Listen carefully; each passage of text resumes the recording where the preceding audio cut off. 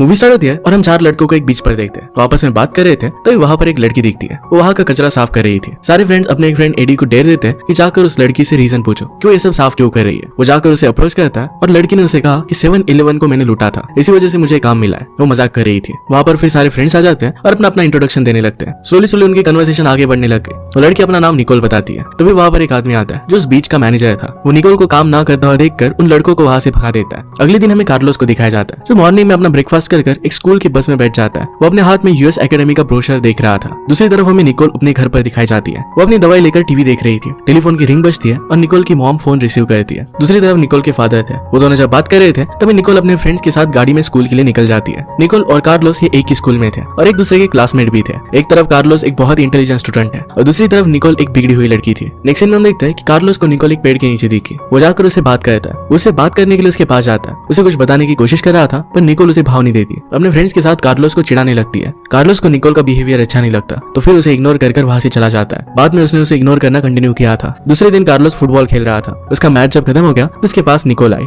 कल उसने उसके साथ जो बिहेव किया था इसके लिए उसे सॉरी कहती है। कार्लोस अब भी उस पर गुस्सा था। उसे कहता है कि तुम स्कूल आती ही क्यों हो? तुम्हें अगर इसी तरीके से मस्ती करनी है तुम्हें यहाँ आने की कोई भी जरूरत नहीं है। निकोल कहती है कि मुझे भी नहीं पता कि मेरे पेरेंट्स ने मुझे इतने बड़े स्कूल में एडमिशन क्यों कराया है। कार्लोस उसे फिर से पूछता है कि तुम बीच पर सफाई का काम क्यों कर रही थी। निकोल उसे बताती है कि बीच पर सफाई करने की एक पनिशमेंट थी। अंडर एज ड्रिंकिंग की वजह से मुझे अरेस्ट कर लिया गया था और एक कोर्ट ऑर्डर की वजह से कम्युनिटी सर्विस में सर्व कर रही थी। वो दोनों फिर अच्छी तरीके से बात करने लग गए। इसी में कार्लोस निकोल को माफ कर देता है। इसके बाद उन दोनों में दोस्ती हो जाती है। अगले दिन निकोल और मैडी कार्लोस के फुटबॉल मैच देखने के लिए जाती है। कार्लोस अपने फुटबॉल मैच में एक बहुत ही अच्छा परफॉर्मेंस देता है। मैच को अपने अच्छे स्किल्स की वजह से जीता देता है। मैच के बाद मैडी के साथ उसके घर पर जाने का उन्होंने डिसाइड किया। कार में नाचते घूमते घर की तरफ जाने लग जाते हैं। निकोल फ्रंट सीट से उठकर बैक सीट पर कार्लोस के पास आ जाती है। मैडी कार ड्राइव कर रही थी। निकोल फिर कार्लोस को कडल करते हुए चिक्स पर किस करने लगती है। इसी दौरान ड्राइव करते करते मैडी को भूख लगती है तो कार्लोस निकोल और मैडी को एक जगह लेकर जाता है। वहाँ पर ढेर सारे अच्छे फूड स्टॉल्स थे। मैगी और निकोल वहाँ पर भी अपना पागलपन और मस्तीगिरी शुरू कर देते हैं। यहाँ निकोल को एक फूड ट्रक पर खाना बहुत अच्छा लगता है। मैडी को वॉशरूम जाना था, वहाँ पर फैसिलिटी नहीं थी तो एक सुनसान जगह पर वो जाने लगती है। निकोल को कार्लोस को किस करना था।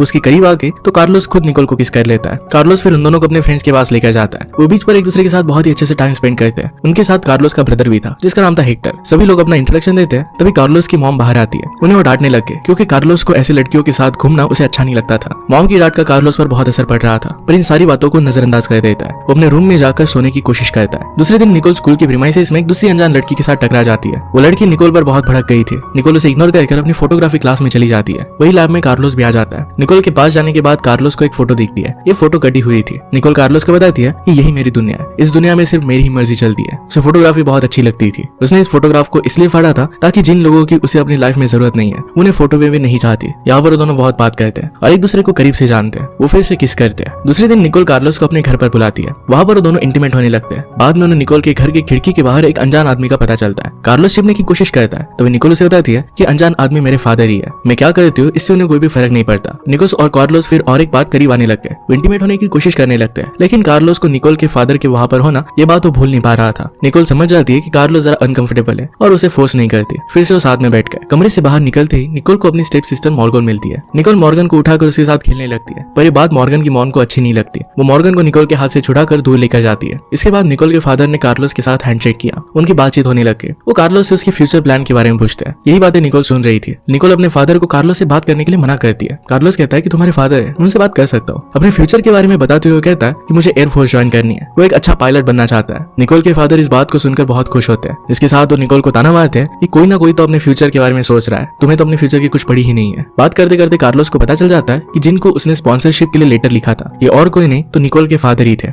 निकोल के फादर कार्लोस को अपना कॉन्टैक्ट कार्ड देते हैं और मीटिंग के लिए बुलाते हैं। निकोल और कार्लोस को एक डिनर के लिए भी उन्होंने इनवाइट किया। निकोल इस बात से गुस्सा हो गई थी। वो फिर वहां से चली जाती है। निकोल को ये भी पसंद नहीं आता कि कार्लोस ने उसके फादर के साथ बात की थी। वो सारा गुस्सा कार्लोस पर उतारने लग गई थी। निकोल का गुस्सा देखकर कार्लोस ये कहता है कि तुमने मुझे बताया क्यों नहीं कि तुम्हारे फादर को ही मैं स्पॉन्सरशिप के लेटर लिखता हूँ, मुझे बिना किसी स्ट्रगल की स्पॉन्सरशिप मिल जाती। निकोल को लगा कि कार्लोस ने उसके साथ फ्रेंडशिप सिर्फ स्पॉन्सरशिप पाने के लिए की थी। इस बात से निकोल कार्लोस पर बुरी तरीके से चिढ़ जाती है। वो ये बात उससे पूछ लेती है कि क्या तुमने सिर्फ स्पॉन्सरशिप पाने के लिए मुझसे दोस्ती की थी। कार्लोस को अपनी गलती गलती रियलाइज हुई। उसे पता चला कि वो कितना सेल्फिश हो गया था। कार्लोस फिर निकोल को सॉरी कहता है। वो दोनों फिर से करीब आ जाते हैं। नेक्स्ट सैटरडे निकोल कार्लोस को एक एयरपोर्ट पर लेकर जाती है। वहाँ वो कार्लोस को एक प्राइवेट जेट उड़ाने के लिए लेकर गई थी। ये कार्लोस के लिए एक बहुत बड़ा सरप्राइज था। वहाँ पर 2 पायलट्स थे, तो एक पायलट की जगह कार्लोस को भी वो प्लेन उड़ाने देते हैं। इस बात से कार्लोस बहुत खुश था। इसके बाद वो निकोल के घर पर आ जाते हैं। उन पर इस बार कोई भी नजर नहीं रख रहा था, तो इंटीमेट होने लग गए। देखते देखते वो दोनों एक दूसरे के बहुत करीब आने लग गए थे। निकोल हमेशा अपने सारे मूवमेंट्स कैप्चर करती रहती थी। वो हमेशा इन पलों को अपने साथ रखना चाहती थी। एक दिन कार्लोस को अपने ओल्ड फ्रेंड्स मिलते हैं। बातों बातों में एक दूसरे का वो मजाक उड़ाने लग गए। इसी बीच कार्लोस और उसके फ्रेंड में झगड़ा हो जाता है। इस बात से गुस्सा होकर कार्लोस अपने घर पर आ गया। वो कुछ दिनों से अपने घर पर लापरवाह बर्ताव कर रहा था। उसकी मॉम नोटिस करती है और उसे बहुत कुछ कहती है। कार्लोस फिर से गुस्सा हो जाता है। मॉम कहती है कि मैंने तुम्हारे लिए बहुत कुछ सैक्रिफाइस किया है और तुम इस तरीके से बिहेव कर अपना सारा फ्यूचर बर्बाद नहीं कर सकते। वो कहता है कि तुम्हें मेरे लिए सैक्रिफाइस करने की कोई भी जरूरत नहीं है। वो जिस तरीके से बात कर रहा था, ये देखकर उसका बड़ा ब्रदर हेक्टर उसे समझाने लगता है। वो कहता है कि तुम्हें माँ से इस तरीके से बात नहीं करना चाहिए। वो तुम्हारे लिए हमेशा पूरे दिन तक काम करती रहती है। तुम्हारे पास अपने लाइफ को अच्छा बनाने के लिए एक बहुत ही अच्छा चांस है। सिर्फ एक लड़की की वजह से तुम्हें इसे गंवाना नहीं चाहिए। ये सब बात करते करते कार्लोस और हेक्टर के बीच में भी फाइट हो गई थी। दूसरे दिन कार्लोस निकोल के साथ बीच पर था। उसे याद आता है कि निकोल के फादर ने कार्लोस को मीटिंग के लिए बुलाया था। निकोल के साथ टाइम स्पेंड करते हुए इसके बारे में वो भूल गया था और ये मीटिंग उसने मिस कर दी थी। शाम को निकोल और कार्लोस फैमिली के साथ अपने फ्रेंड की सिस्टर की बर्थडे पार्टी पर जाते हैं। वहाँ किसी बात की वजह से कार्लोस की मदर कार्लोस को फिर से भला बुरा कह देती है। इससे कार्लोस का मूड खराब हो जाता है। ये ठीक करने के लिए थोड़े टाइम के लिए वो निकोल को अकेला छोड़कर कहीं पर चला जाता है। निकोल भी पार्टी को छोड़कर बाहर आ जाती है। गाड़ी स्टार्ट कर वो भी निकल गई। एक दूसरी जगह पर पहुंचकर वो कार्लोस को कॉल करती है। कार्लोस निकोल से पूछता है कि इस तरीके से पार्टी को बीच में छोड़कर तुम यहाँ पर क्यों आ गए। निकोल बताती है कि वहाँ पर फैमिली पार्टी में मुझे अनकंफर्टेबल लग रहा था। निकोल अपने फीलिंग्स को एक्सप्लेन करते हुए बताती है कि उसे अपने आप पर घिन आ रही है। वो बातों बातों में अपने प्यार का इजहार करती है। उसे पता था कि कार्लोस भी उससे प्यार करता है। उसे कुछ भी बोलने की जरूरत नहीं थी। इसके बाद एक दिन कार्लोस निकोल के फादर से मिलने के लिए गया। वो बात कर रहे थे तो निकोल के फादर पूछते कि तुम मीटिंग के लिए आए क्यों नहीं थे। कार्लोस कहता है कि मैं स्कूल की बस में नहीं चढ़ पाया था और इसी वजह से मैं लेट हो गया था। निकोल के फादर ने पूछा कि क्या तुम यहाँ पर मुझसे मिलने के लिए आ रहे हो। इसके बारे में उस दिन तुमने किसी से बात की थी। मेरे सेक्रेटरी को तो तुमने कॉल किया ही होगा। कार्लोस इस पर झूठ कहता है और उसने हाँ कह दिया। निकोल के फादर ने फिर सेक्रेटरी को बुलाया। सेक्रेटरी साफ साफ मना कर देती है कि उसे कार्लोस का कॉल नहीं आया था। निकोल के फादर को कार्लोस का झूठ अच्छा नहीं लगता। वो कहते हैं कि तुम निकोल के साथ रहकर अपनी गलतियों पर पर्दा डाल रहे हो। वो कहते हैं कि निकोल सुसाइडल है। उसे किसी भी चीज से फर्क नहीं पड़ता। उसका बिहेवियर भी एक रीजन था कि निकोल की मदर ने सुसाइड कर ली थी। निकोल की मदर ने जब से सुसाइड की तभी से इस तरीके से बिहेव करने लग गए। निकोल ने बहुत बार सुसाइड करने का ट्राई किया था। ये सब बताकर निकोल के फादर कार्लोस को एक डील देते हैं। उन्होंने कहा कि मैं तुम्हें पूरी स्कॉलरशिप दूंगा, तुम्हें सिर्फ निकोल से दूर रहना है। दूसरे दिन निकोल और कार्लोस स्कूल में मिलते हैं। निकोल को उस बात का पता चल गया था। वो कार्लोस से माफी मांगने लगती है। वो कार्लोस से पूछती है कि मेरे फादर ने तुम्हें ऐसा कहा क्या। कार्लोस सारी बातें निकोल को बता देता है। कार्लोस ने कहा कि जो तुम्हारे फादर ने कहा मैं सब कुछ वैसा ही करूंगा। ये सुनकर निकोल वहां से रोते हुए चली जाती है। कार्लोस निकोल को बहुत मिस कर रहा था। वो उसे कॉल लगाता है पर बैकग्राउंड में पार्टी चलने की आवाज आ रही थी। वो डायरेक्टली पार्टी में चला गया और निकोल को ढूंढने लगता है। निकोल हॉट पूल में बात ले रही थी और एक दूसरे लड़के को किस कर रही थी। कार्लोस जबरदस्ती निकोल को वहां से गाड़ी में बिठा कर लेकर जाता है। रास्ते में उन्हें पुलिस रोक लेते हैं। निकोल की हालत बहुत खराब थी। वो कार्लोस को रुकने के लिए कहती है और रुकते ही पुलिस के साथ वो लड़ने लग गई। निकोल को पुलिस फिर उसके फादर के पास लेकर आते हैं। फादर उसे बहुत समझाने की कोशिश करते हैं। निकोल की स्टेप मदर उनसे कहती है कि निकोल की इस बर्ताव को हमें कब तक सहना पड़ेगा। पीछे पीछे कार्लोस भी निकोल के घर पर पहुंचता है। वो माहौल को शांत करने की कोशिश करता है।